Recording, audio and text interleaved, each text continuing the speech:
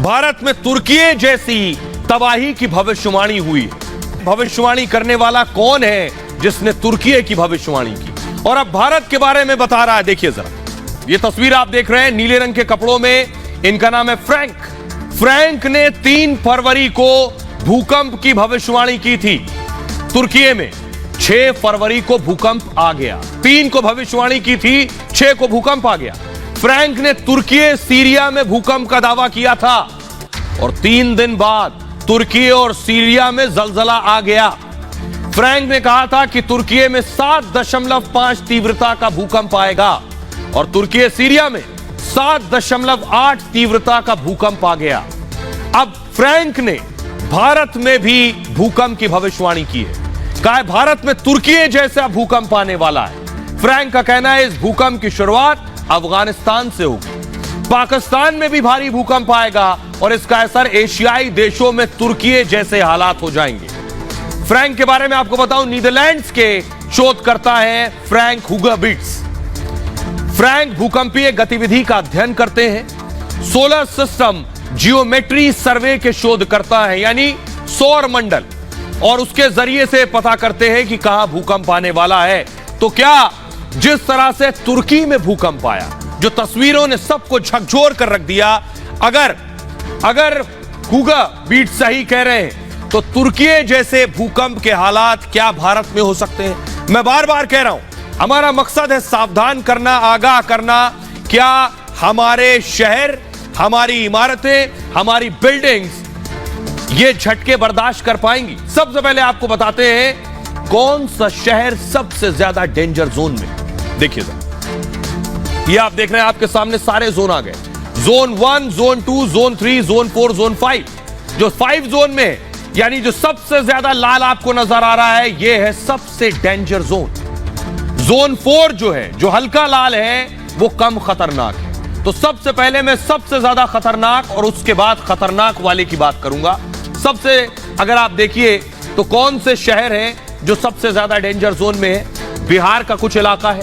अगर आप उत्तर प्रदेश देखिए तो उत्तर प्रदेश में पूर्वांचल का कुछ देखिए, नॉर्थ यूपी यानी उत्तरी उत्तर प्रदेश और पश्चिमी उत्तर प्रदेश, फिर आपको नई दिल्ली नजर आ रहा है। नई दिल्ली और एनसीआर का कुछ इलाका है, और ऊपर चलिए हिमाचल का इलाका, उत्तराखंड का इलाका, जम्मू कश्मीर और लद्दाख का इलाका भी कुछ इलाका या तो बहुत खतरनाक या खतरनाक है। नॉर्थ ईस्ट की हालत देखिए जरा, वो तो डेंजर जोन में। गुजरात का कुछ हिस्सा देखिए जो या तो डेंजर जोन में है, बहुत खतरनाक, या खतरनाक वाले जोन में। एक बड़ा हिस्सा आप देखिए मध्य प्रदेश, जोन 3 में मध्य प्रदेश का हिस्सा भी आता है। महाराष्ट्र का कुछ हिस्सा जोन 5 और जोन 4 में आता है, वो आप देख रहे हैं। और उसके अलावा आप देखिए बिहार का कुछ हिस्सा है। ये जो है, ये स्थिति है उन शहरों की, उन राज्यों की जहां भूकंप आ सकता है। हम जिन बिल्डिंगों में रहते हैं, ये क्या भूकंप का झटका झेल सकती है? मैं इसलिए कह रहा हूं क्योंकि ऐसी इमारतें तुर्की में बनी थी और तुर्की में इमारत बनाने वाले आज सब जेल में हैं। सबको पकड़कर जेल में डाल दिया गया क्योंकि इमारतें ठहर नहीं सकी। अगली तस्वीर दिखाई जरा, ये आप देख रहे हैं, ये इमारतों की तस्वीरें मैं आपको दिखा रहा हूं। जो बड़ी बड़ी इमारतें गिर गई हैं, ये उनकी तस्वीरें आप देख रहे हैं। इस वक्त मलबे में तब्दील हो गई हैं बड़ी बड़ी इमारतें। अगली तस्वीर दिखाई, ये आप देख रहे हैं, बच्चों को बचाया जा रहा है। मासूम बच्चे जो परिवारों के साथ रहते थे, वो इन इमारतों के मलबों से उन्हें निकाला जा रहा है। 3-3, 4-4 दिन से मलबे में फंसे हुए थे, जिनकी जिंदगी बचाई जा सकी है। 34,000 से ज्यादा लोग अब तक मारे जा चुके हैं। अगली तस्वीर दिखाई, ये आप देख रहे हैं, हर रोज मासूम निकल रहे हैं। किस तरह 3-3 दिन से मलबे में रह रहे थे। अगली तस्वीर दिखाई, ये जो तस्वीरें हैं अलग अलग देशों से पहुंची हैं, जो टीमें, वो मैं दिखा रहा हूं आपको कि वो किस तरह से वहां रेस्क्यू कर रही हैं। अब मैं आपको बताता हूं कि 130 बिल्डर्स रडार पर हैं, इसलिए जिम्मेदारी उनकी भी तय होगी जिन्होंने इमारतें बनाई थी, जिसने आपका घर बनाया है। तुर्की में 12,000 इमारतें भूकंप में गिर गई। 12,000 इमारतें। हमारा आपका घर कितना महफूज है, ये कितना सुरक्षित है, कितना मजबूत है, यह सोचने वाली बात है। तुर्की में 10% इमारतें ही झटका झेल सकती थी, सिर्फ 10%। इमारतों में घटिया सामग्री का इस्तेमाल हुआ था।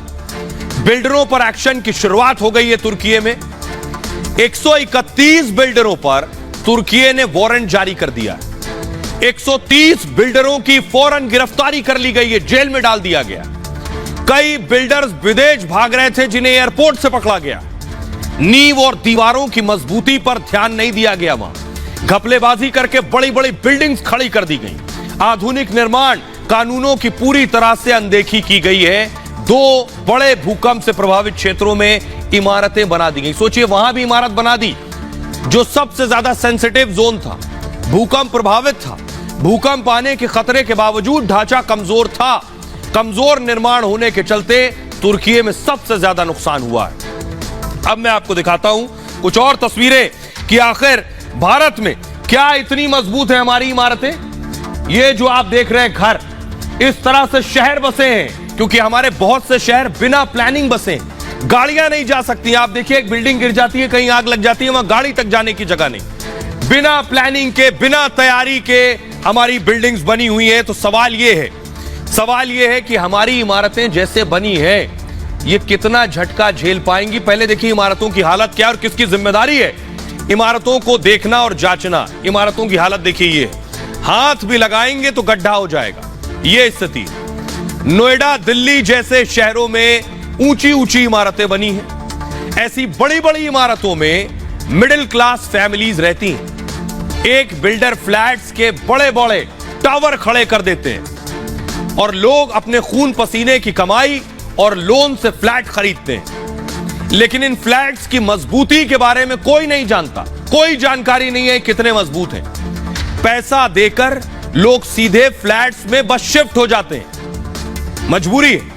कुछ जगह तो फोटो फ्रेम के लिए, हालत ये फ्लैट की, फोटो फ्रेम के लिए आप ड्रिल करेंगे तो ड्रिल करना छोड़िए, कील को हथौड़ी के बिना ही दीवार में लगा सकते हैं। दीवार में ऐसा सामग्री लगी है, एक घूसे में कई जगह फ्लैट्स की दीवार और प्लास्टर गिर जाते हैं। पिछले साल आपको याद होगा गुरुग्राम में तो एक छत टूट गई थी और एक के बाद एक अपार्टमेंट के 7 फ्लोर ढहते चले गए।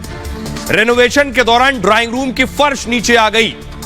यह मैं आज इसलिए बता रहा हूं क्योंकि तुर्की में भूकंप आया, तबाही हुई, 36,000 जाने गई, उसके बाद एक्शन हो रहा। हमें अभी पता है हम कहां कहां डेंजर जोन में हैं, वक्त से पहले एक्शन हो सकता है। 6ठे फ्लोर से आपको याद होगा ग्राउंड के सभी फ्लैट्स की छत ढह गई थी और नोएडा दिल्ली विकास प्राधिकरण देखरेख करता है। नोएडा में अथॉरिटी की जिम्मेदारी है। अथॉरिटी क्या वाकई देखरेख करती है, मेंटेनेंस चेक करती है, ऑडिट करती है, इमारत कितनी मजबूत है, शायद पता भी नहीं होगा अथॉरिटी। इमारतों की जांच का जिम्मा भी इन्हीं प्राधिकरणों के पास होता है। भूकंप के खतरे के बीच सभी इमारतों का ऑडिट जरूरी है।